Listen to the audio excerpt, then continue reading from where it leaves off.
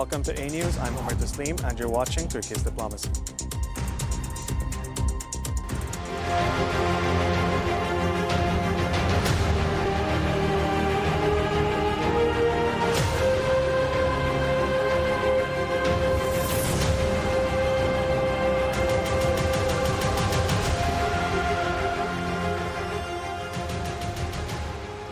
On today's episode, Dr. Mehmet Çelik from Daily Sabah and Dr. Ufuk Necat Taşçı from the Çanakkale 18 Mart University will join me to discuss this week's pressing issues. We'll analyze the war in Gaza, Ukraine, and take a look at the developments impacting Turkey. But before we begin our discussions, let's take a look at this news report.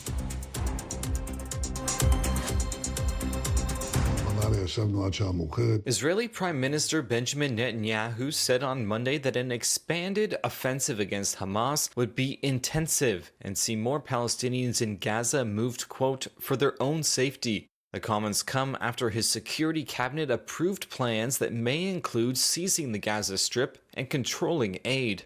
Last night, we stayed up late in the cabinet and decided on an intensified operation in Gaza. It was the Chief of Staff's recommendation to proceed, as he put it, towards the defeat of Hamas. And along the way, he believes this will also help us rescue the hostages. And I agree with him. We are not letting go of this effort, and we will not give up on anyone.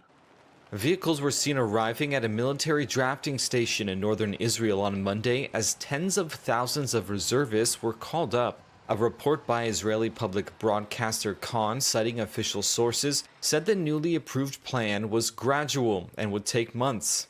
An Israeli defense official said the operation would not be launched before U.S. President Donald Trump concludes his visit to the Middle East next week. The official said there was a, quote, window of opportunity for a ceasefire and hostage release deal during Trump's visit. We're going to help the people of Gaza get some food. People are starving, and we're going to help them get some food. A lot of people are making it very, very bad. If you look, Hamas is making it impossible because they're taking everything that's brought in. But we're going to help the people of Gaza because they're being treated very badly by Hamas. Israel resumed its war in Gaza in March, ending a U.S.-backed truce that lasted 2 months. Palestinians in Gaza City were seen mourning those killed in an Israeli strike earlier in the day. They were women and children, civilians who weren't engaged in political activity, according to this man, whose relatives were among the dead. Israeli troops have already taken over an area amounting to around a third of Gaza. The ground operation has involved building surveillance posts after displacing the population in what the military calls security zones. The new strategy will go further, a defense official said, with Israeli forces seizing the entire territory of Gaza, moving its civilian population southward, and keeping humanitarian aid from falling into Hamas's hands. The official said aid distribution, which has been handled by international aid groups and UN bodies, would be transferred to private companies. Families of hostages still held by Hamas protested the war's expansion at the Israeli parliament on Monday. Going back to war is not what we wanted to hear. We have seen that hostages die during warfare.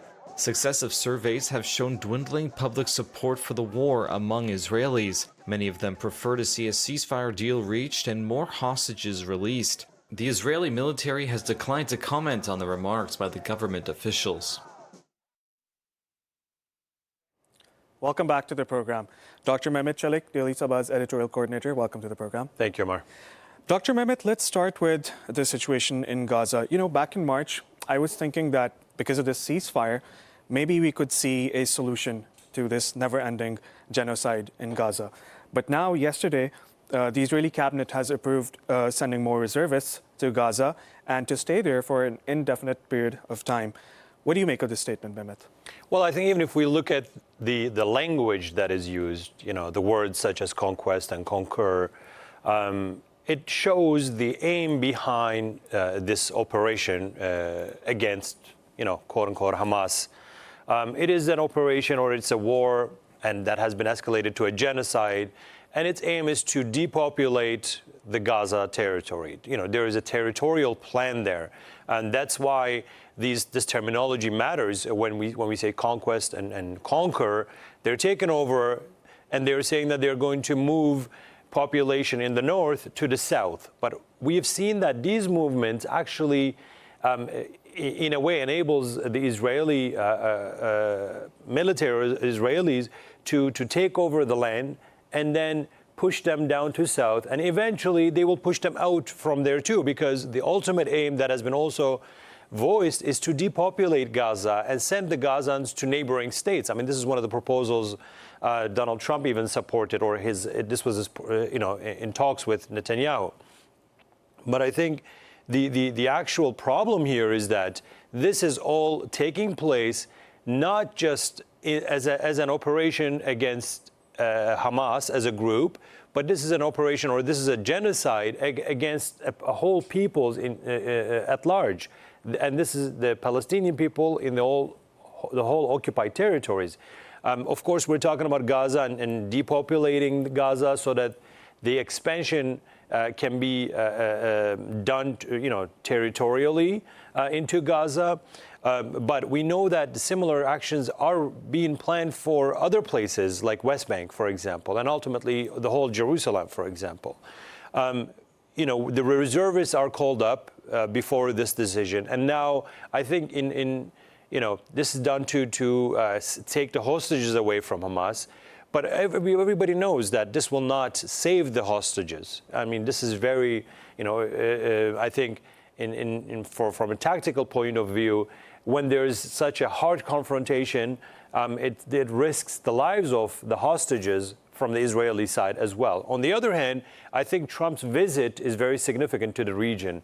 And why I'm saying that, I think Trump, he will be meeting a lot of the Arab leaders, or he'll be making some important meetings and visits in the region with the key actors in the region. So I think Netanyahu government also wants to have a leverage over these meetings by raising stakes when it comes to Gaza and raising higher cards when it comes to the plans about Gaza. And this terminology is part of that too. But the ultimate aim, of course, we are dealing with everyday complexities regarding humanitarian aid, regarding famine, regarding attacks and the killings.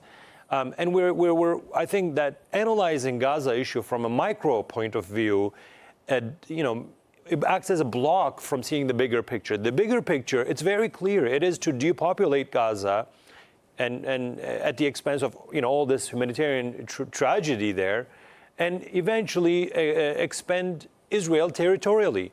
Why did Israel attack Lebanon? Why is Israel expanding in southern Syria?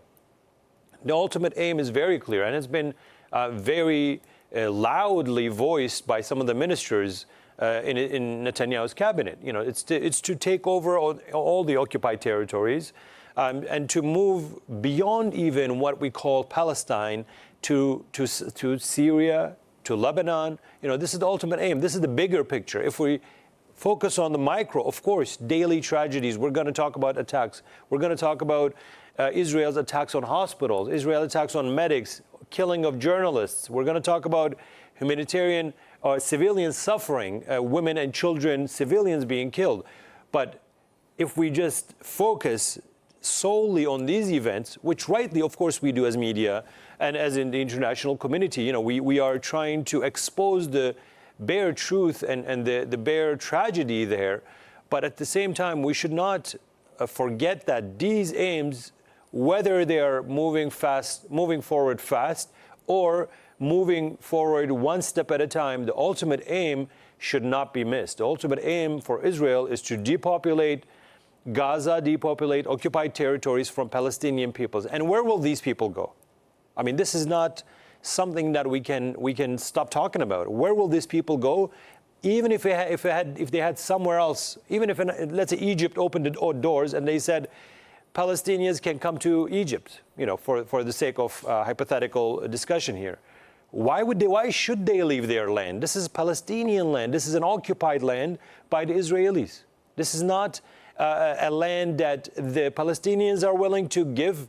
The Palestinians are willing to sell. The Palestinians are willing to change for the plans of the Israelis. This is why the occupation, since it started, it is facing a very strong resistance. The Palestinian struggle didn't start on October 7, and the Palestinian resistance didn't start with Gaza. I mean, the occupation has been going on for over 7 decades, and this is why I think all these plans about what will happen to Gaza will face, of course, a resistance. And this is not a matter of Hamas. Every Palestinian feels in their heart, regardless of their attachment to Hamas or not, that this occupation must be resisted. And I think the language of conquer and conquest and indefinite settlement, it's part of that bigger picture that we need to also make sure we highlight when we're talking about Palestine, when we're talking about Gaza and the genocide taking place in the occupied territories. Mehmet, you mentioned a very interesting thing, that why should Palestinians be driven away from their lands and be sent to Egypt? Just very recently, President Sisi said that the reason why Egypt is not going to take Palestinians is because of the Camp David Accords signed under President Carter. So, you can see a stance from the Egyptian government that it's not interested, whatever the case can be, it could be the Camp David Accords, it could be other things or other, administrative procedures. But, this is how the sentiment is. Like, no one is willing, not even regional countries are willing to take Palestinians, and they shouldn't be doing so in the first place. Omar, regional countries, even if they wanted to take Palestinians, when we look at actually their domestic issues, it is very hard for them to maintain being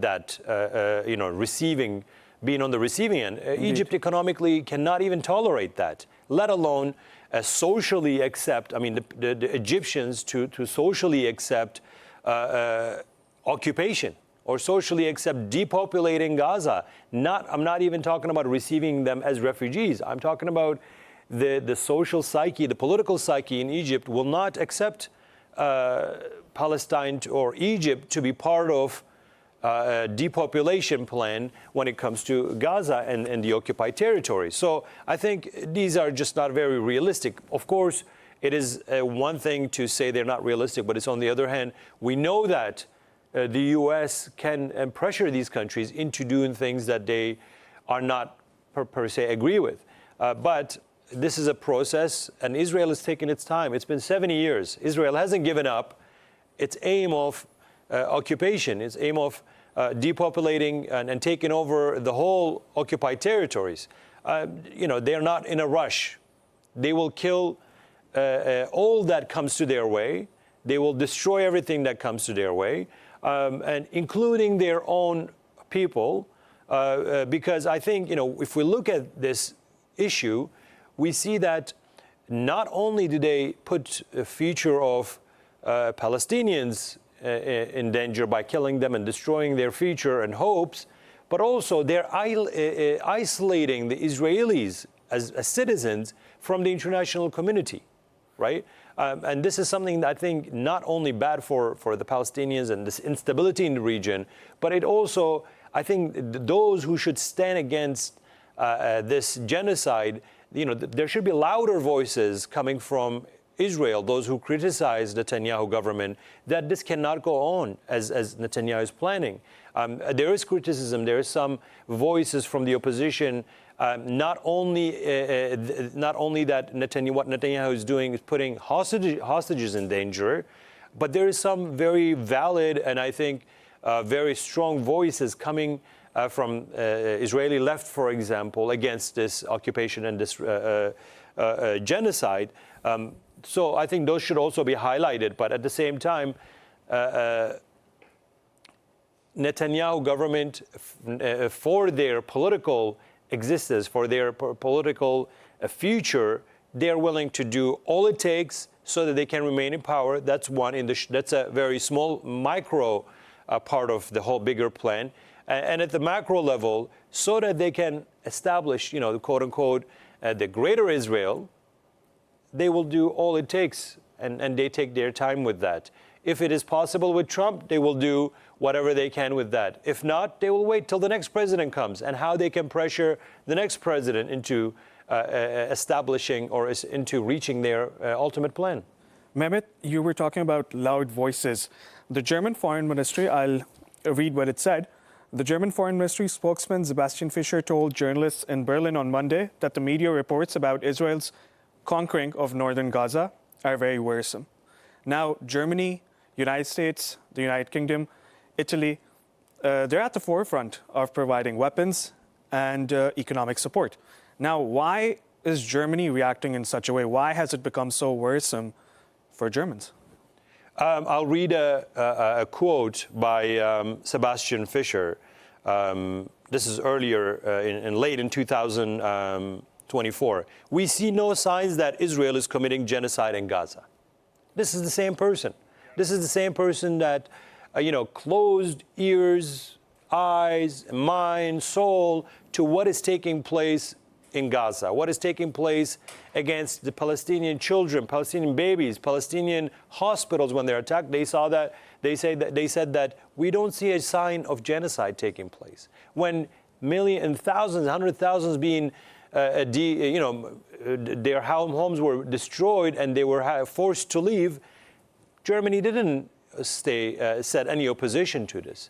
Now I think they're trying to save some face, but we know that, especially in Germany, there is a huge resistance against accepting what Israel is doing. So these mere remarks, these mere rhetorical statements, I think they do not save their face, but at the end of the day, it is some opposition, at least, to the humanitarian crisis that is taking place.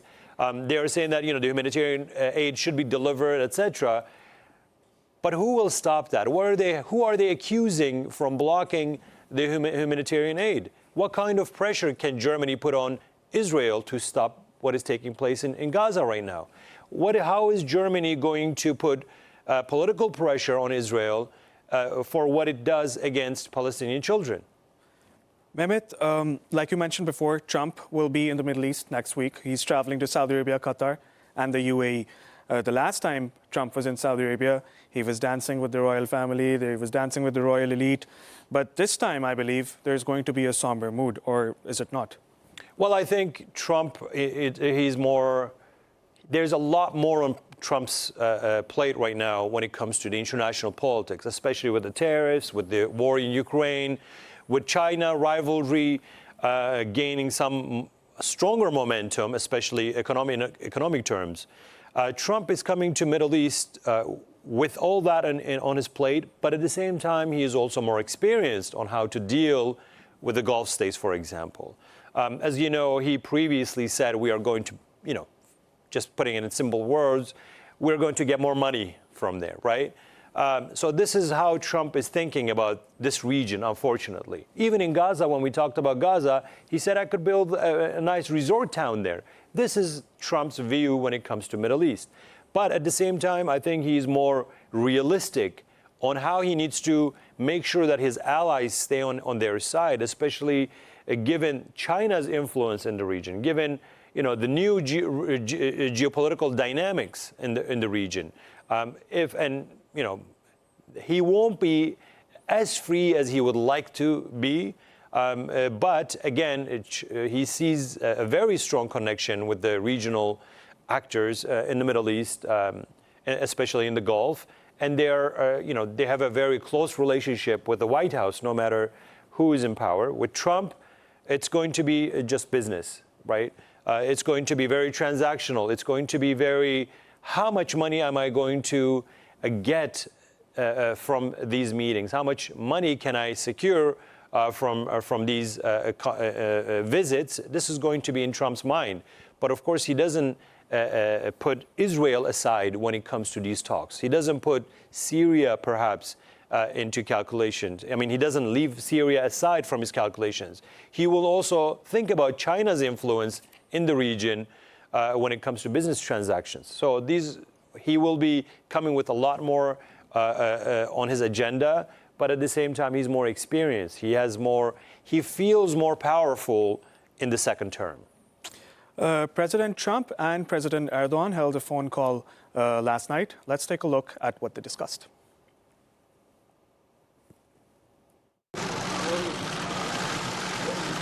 Turkish President Recep Tayyip Erdogan held a phone conversation with his American counterpart Donald Trump on Monday. Two leaders addressed a wide range of regional and global issues, including the wars in Ukraine and Gaza, Turkey-US ties, and the situation in Syria. Erdogan emphasized Turkey's commitment to deepening cooperation with the United States, particularly in the defense industry. He also expressed support for Trump's approach to ending global conflicts, voicing appreciation for efforts to sustain dialogue with Iran and to help end the war between Russia and Ukraine.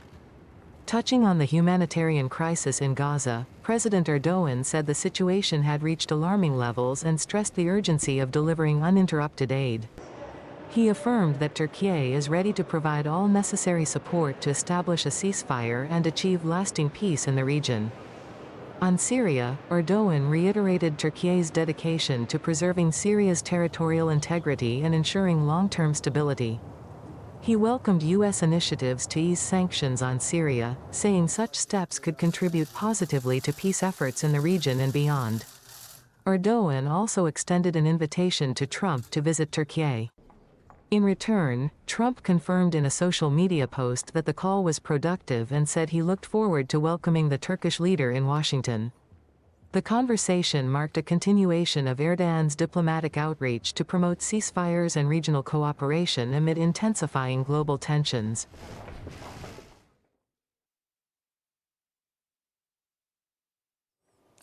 Welcome back to the program. Let's take a look at the front page of Daily Sabah. Mehmet, some extremely interesting headlines from Daily Sabah's front page. The first one that I want to talk about is the India-Pakistan war risks multiply with arch-rival armies modernize. Let's start with that, Mehmet. You know, just to put that India-Pakistan situation in a very historical perspective, this is a very bleeding, one of the, I think, around Kashmir, if we were to focus that. It's a rivalry, it's a dispute that has been remaining unresolved and unsettled. And this is what I think part of the British, heritage that it left in the region, as it has left in other places, let's say, with the situation in Gaza and Israel in the occupied territories there.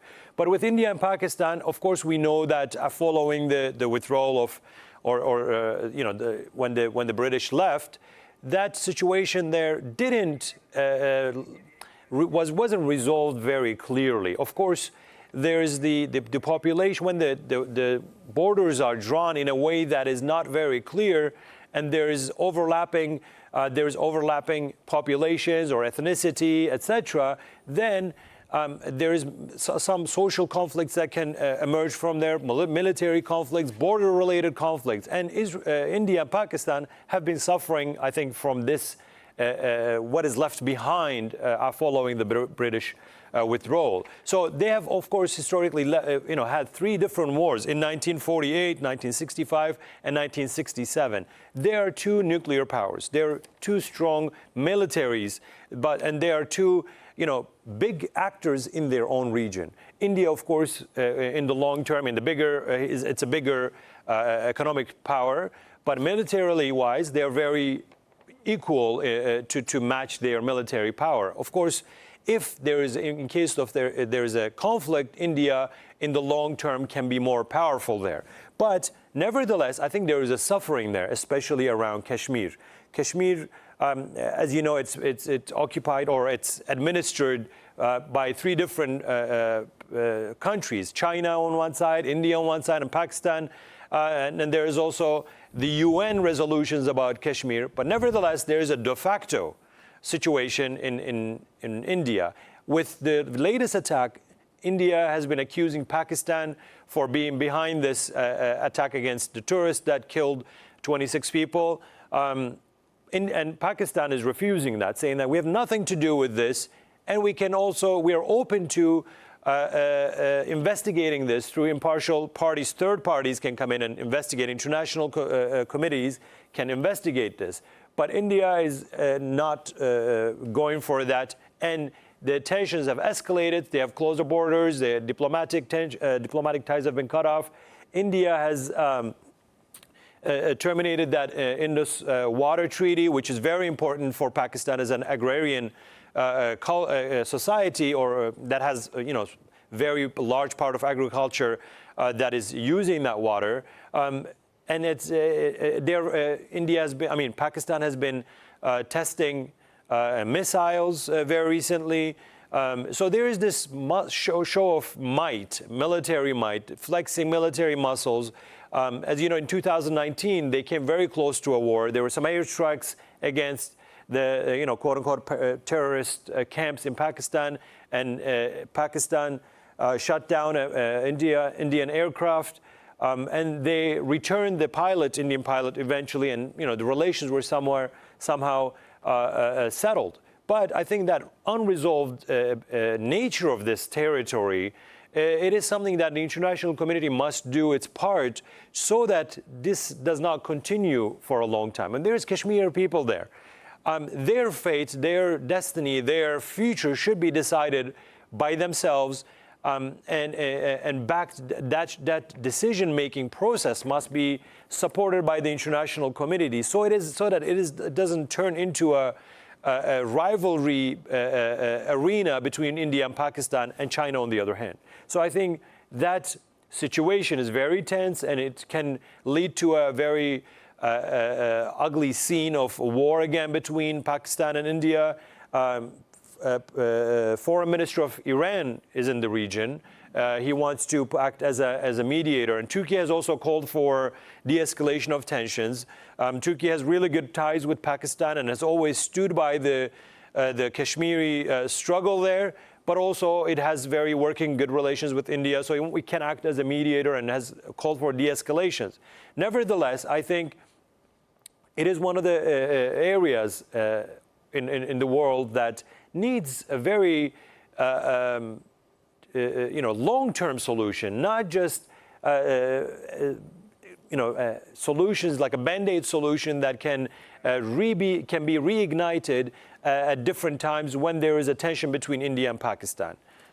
Mehmet, let's talk about this one as well. Trump has issued orders to rebuild and reopen the notorious Alcatraz prison. Let's discuss this, and then we'll move to the second half of the program. Yeah, the Alcatraz prison, I think this is one of the moments where Trump wants to show his anti-migrant stance. Of course, I don't think it's very realistic to open that Alcatraz prison, given that it's a museum now, and to rebuild that as a very notorious prison once again, it will be very costly. Only even if we look at, let's say, some of the needs, the basic needs, where will the sewage go?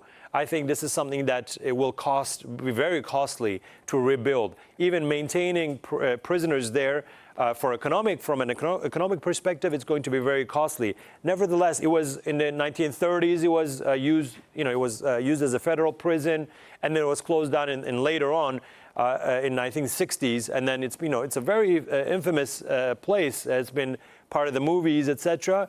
But I think this is a moment where Trump is, in a way, showing his dedication when it comes to tackling, on his term, this illegal migration.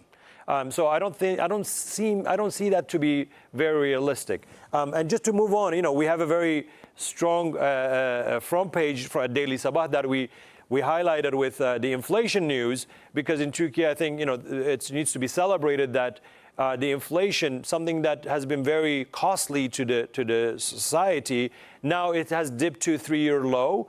It's been going on for 11 months on a negative trend, and this is due to the effective economic policy, macroeconomic policies, and the government's determined stance when it comes to price stability. So that was very highlighted on the front page. We also have another issue when it comes to Trump and Powell. Trump wants to lower the federal interest rates. We have Turkey's EV and hybrid sales. Auto sales were record in April. And I think one of the more important ones is the meeting between the Cypriot leaders, Turkish side and the Greek side.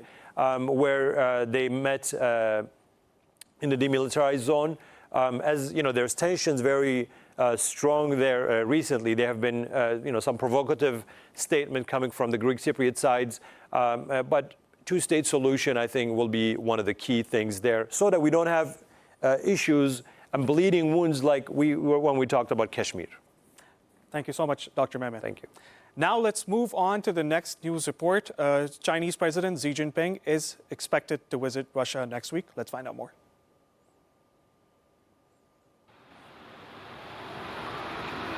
Economic and trade cooperation will be a key focus in the upcoming talks between the heads of state of Russia and China in Moscow, according to the special representative of the President of Russia. Это уже далеко не первый визит Си Цзиньпина в Россию, уже далеко не первая встреча с Владимиром Владимировичем Путиным, но она сегодня проходит в тот момент, когда она может быть очень решающей, очень такой для исторический характер будет носить значение, поскольку сегодня есть шанс в значительной степени улучшить, увеличить наше сотрудничество во всех сферах. Chinese President Xi Jinping will pay a state visit to Russia from May 7 to 10 and attend the celebrations marking the 80th anniversary of the victory in the Great Patriotic War in Moscow, at the invitation of Russian President Vladimir Putin. Растут экономические отношения. Надо сказать, что наш товарооборот вырос и имеет потенциал. Мне кажется, вот я думаю, что это прежде всего будет обсуждаться на именно этом раунде наших переговоров на высшем уровне. Увеличение нашего товарооборота с сегодняшних 240 с небольшим миллиардов долларов до, может быть, удвоения этой цифры. In a recent interview with CGTN, Boris Titov, the special representative and also chairman of the Russian side of the Chinese-Russian Friendship, Peace and Development Committee, noted that the two leaders share a long-standing friendship which has served as a cornerstone for mutual progress of the two countries. Этого инвестиционное сотрудничество, я думаю, что тоже станет очень важной частью этих переговоров, потому что у нас много совместных проектов, и мы, наверное, сегодня больше будем открыты, и Китай больше открыт для совместных инвестиций. В России, например, работает 9 тысяч китайских компаний, а в Китае совместных предприятий уже 1 200 000 различных совместных предприятий, то есть имеющих инвестиции из-за рубежа. Конечно, здесь еще есть куда расти, и в этом смысле и китайские компании могут создавать совместные предприятия в России, инвестировать. Нам очень нужны технологии китайские. И российские компании имеют ряд областей, где они обладают очень большими компетенциями, которые и в Китае могут пригодиться.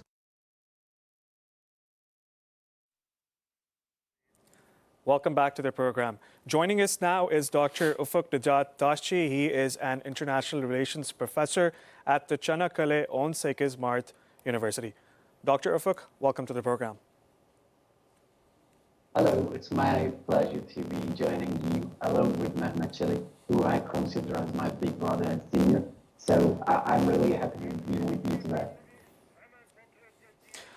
Dr. Ufuk, I want to start by asking you about the United States-Ukraine minerals deal. Now it's being labeled as a reinvestment fund for Ukraine. So if we can start with that, tell us more about this deal.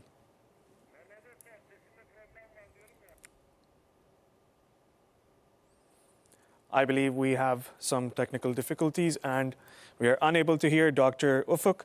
Mehmet, I'll put this question to you. Let's talk about the Ukraine-United States minerals deal. I think that the United States is saying that this could be used as a reinvestment fund, where the United States will help Ukraine in keeping out the Russians, but at the same time, it will also use that fund as restructuring for Ukraine.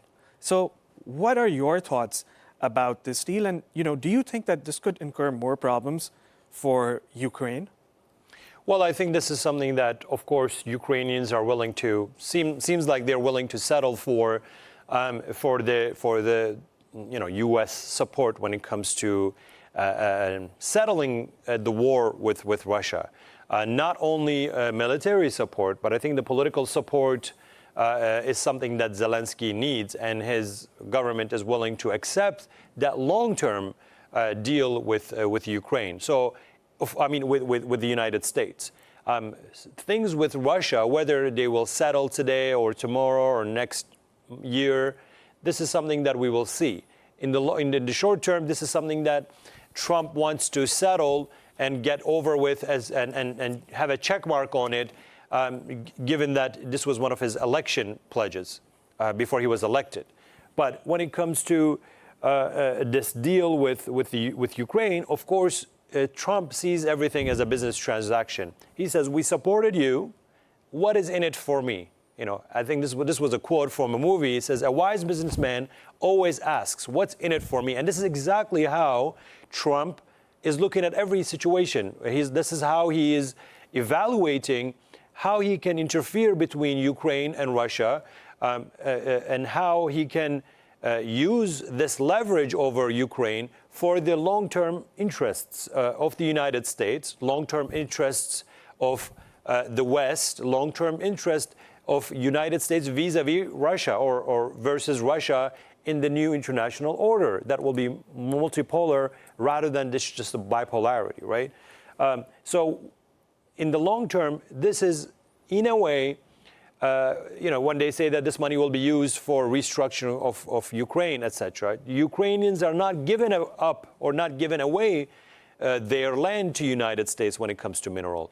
They are saying that we are going to make this deal so that we can draw investment into our country, so that we can use this deal as an investment opportunity that can be facilitating income, facilitating investment that will be needed after in the post-war period. So they see this as a win, but when we look at things more in a more bare nature, we see that this is something they are pushed to do to ensure that U.S. backing is still there politically and also militarily, and the U.S. will have more leverage over Ukraine in the long period, even if that war with Russia is settled. Dr. Mehmet, it's very unfortunate that we were not able to connect with Dr. Ufuk Necat Taşçı, but I'm going to propose you another question. Sure. I was looking at the situation with Greece and Türkiye, right? So now over the past few months, we've seen that Greece has been trying to increase its cooperation with Israel. And what I believe is that Greece is only doing this so that it could overcome or rival Turkey's regional influence. Why is Greece being involved in such instances, showing aggression in the Eastern Mediterranean, then the issues with the migration? So you also met the Greek foreign minister last week. Please tell us what the situation is in reality. I think, when we look at this trust rebuilding phase that Turkey and Greece is going, compared to previous periods, there is some good outcomes coming from that relationship. So, I'm hopeful that Turkey and Greece are finally able to put away some of the differences and they can focus on some of the positive outcomes. Nevertheless, there is some very fundamental, very foundational disagreements between Turkey and Greece. Cyprus issue is, of course, one of them. The demarcation and maritime limitations or borders is one of them. When we focus solely on disagreements, it's hard for countries to make neighborly relations or to move forward and have some positive outcomes from that neighborly relationship. Turkey and Greece, very often when they face a natural disaster, they're able to cooperate, and they are the first ones to extend the hands of help and to have this diplomacy there.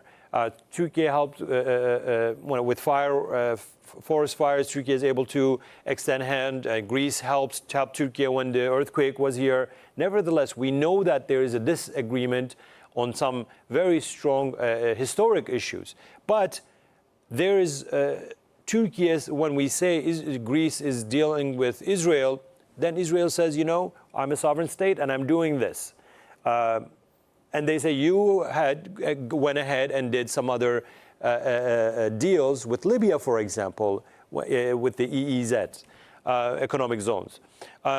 However, I think both sides are at an understanding that their disputes, their problems can only be resolved when there is a bilateral, when there is a one-to-one direct communication.